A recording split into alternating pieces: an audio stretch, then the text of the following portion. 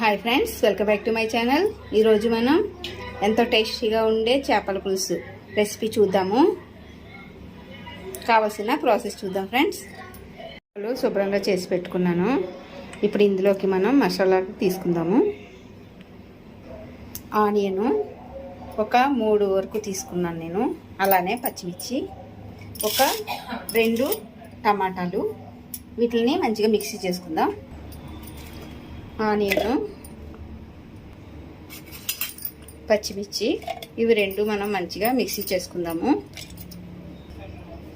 అలాగే టమాటాలను కూడా మిక్స్ చేసుకుందాము.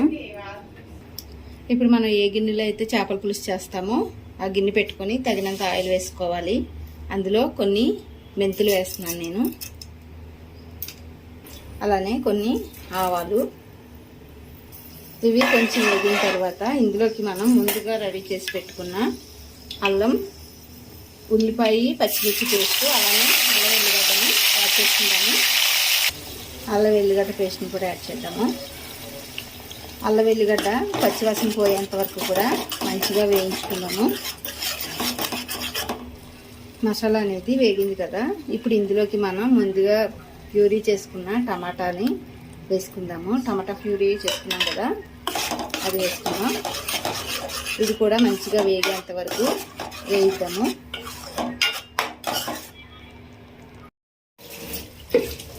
ఇలా వేగిన తర్వాత ఇప్పుడు ఇందులోకి మనం ఒక టమాటాను కట్ చేసి వేసుకుంటున్నాను.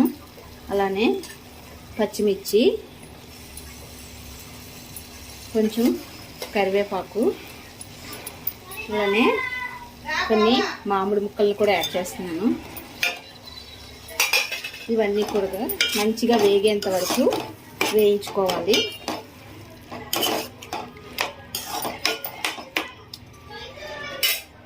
మంచిగా మగ్గినాయి కదా, ఇప్పుడు ఇందులో మనం రుచికి సరిపడినంత సాల్ట్, కొంచెం పసుపు, కారం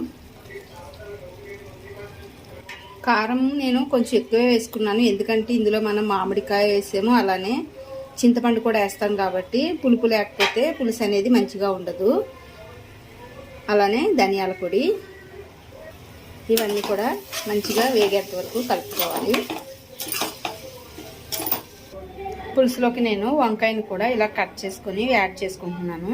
బాగుంటుంది, మీకు నచ్చితే మీరు కూడా యాడ్ చేసుకోండి.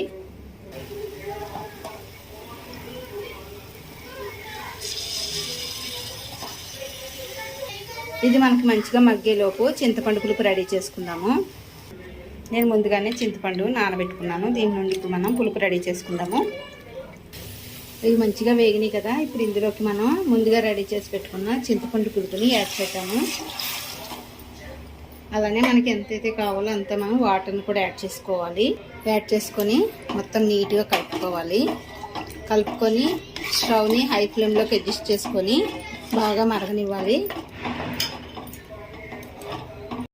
ఇలా పులుసు మంచిగా మరిగిన తర్వాత ఇందులోకి మనం ముందుగా శుభ్రం చేసుకున్న ఫిష్ పీసెస్ని వేసుకోవాలి.